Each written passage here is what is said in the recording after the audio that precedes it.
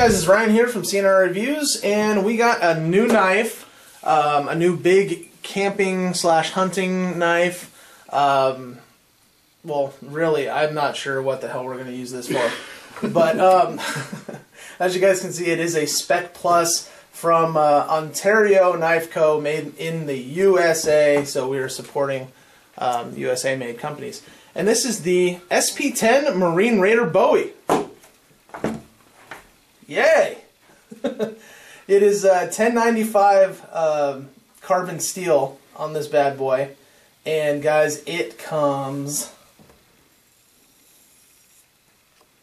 nice and sharp from the factory. I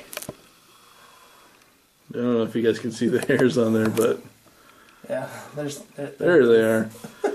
Jesus. Yeah, I'm not the hairiest guy, so when that much hair comes off of me, holy shit. Anyway. You could shave your wife's legs with that. Yeah. Do some shaving out in the woods with it.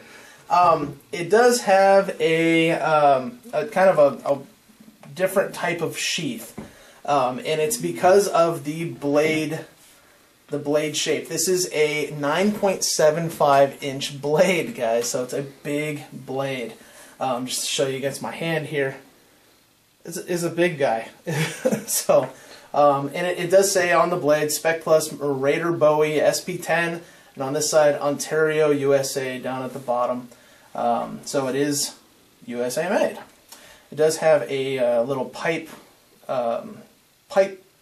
in the back for a lanyard hole, so that you're not going to ruin your handle or anything like that. It does come with a little lanyard, but like I've said in some other knife videos, I don't like to have a lanyard on my knives when I use them to chop, because I don't want to accidentally let go of the knife and have it come back around and hit me. I'd rather it hit somebody else, or fly off into the woods. I don't want it to harm me. So nobody stands in front of me when I chop, or even near me when I'm processing wood. So I'm just joking, guys. Don't, safety Nazis, leave me alone. Anyway, this thing, it says it's a 1/4 inch thick. I don't know if you guys can see that there. That is a thick knife. It says it's a 1/4 inch thick, but honestly, it looks a little bit thicker to me. I may have to get out the calipers and actually check this bad boy. But guys, a 1/4 inch thick, that is a beast. That is a piece of steel right there. Okay, I mean, this thing, you're not gonna bend it. It's heavy. It's kind of front heavy, actually. And you guys can see that. It's not very well balanced. Other people have said that it's really nicely balanced, and maybe I just don't know as much as they do, but it's really freaking front heavy. It's balanced for chopping. It's balanced for chopping. It's very balanced for chopping. So hopefully it'll be a good chopper. Like I said before, and I kind of got a little sidetracked, it's got an interesting sheath, and it's because of the blade shape. It's real kind of thin here, but thick here. So if you made a sheath that just let this whole blade in at one time, it would be kind of moving around up at the top, because it would be really loose up at the top. So, and it does have some interesting snaps. One goes across the front of the knife, and then one actually goes through this belt loop here, the little metal piece that holds the belt loop on. It crosses over the guard and fastens the knife down that way. There you go. So it is an interesting sheath. It is leather on the back. I believe it's Cordura, some type of Cordura or canvas material here. It's gonna let it's gonna let the sheath dry out a little bit faster than it being all leather. So, like I've said in other reviews or other first impression videos, if you have an all leather sheath and it gets wet, you need to let it dry out before you put your knife back in it, because the retaining moisture will rust your blade if you leave it in there for a long period of time. So, it does have a little lanyard holder at the bottom here, and it comes with kind of like a shoelace. Actually, it is a shoelace. It's got the little eglets If you guys didn't know what those are called eglets. And then there's another shoelace that is the lanyard. It's a shorter shoelace. So maybe it's a kid's shoelace. But that goes in the back here. That's actually attached to the back of the handle. I believe this is a Kraton handle. Kraton material. It's almost the same as a K-Bar Kraton G handle. It feels almost exactly the same. It feels a little bit more rubberized, but it doesn't have that like really stinky rubber smell to it that shows like really low quality. This is actually really nice. It's got a real nice handle on it. It's kind of squared in the back.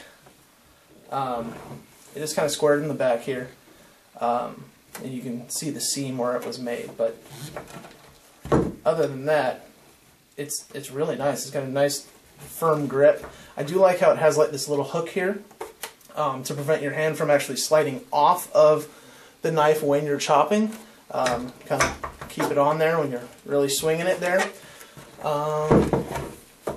And the sheath has this little belt holder there. You are going to probably have to tie this bad boy down to your leg to keep it from flopping around.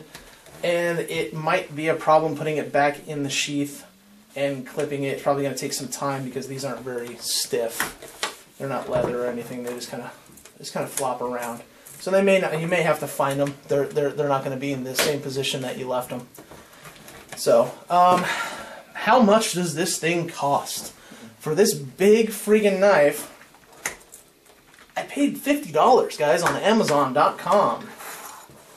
I don't know how much Ontario has it on their website for. I haven't looked that up. I'm sure it's more than that. I'm sure it's more than $50.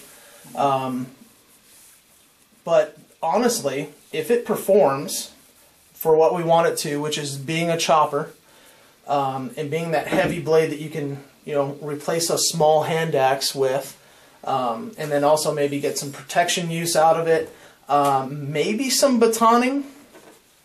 I think you might have a good 7 inches there to work with batoning before you actually get to this like drop point here. Which you don't want to be hammering on. Which you really don't want to be hammering on because you're gonna be digging into the wood with it here. So you want to kind of stay on the flat part here, which will give you a good 6 or 7 inches there to work with. So that's nice. You won't be able to do as big of a log as, like, let's say a Buck Hoodlum or a ZK Warsword or our RTA K2 would be able to process, but you still should be able to process some pretty big logs with that, up to 6 inches or so. So hopefully it performs. We have high hopes.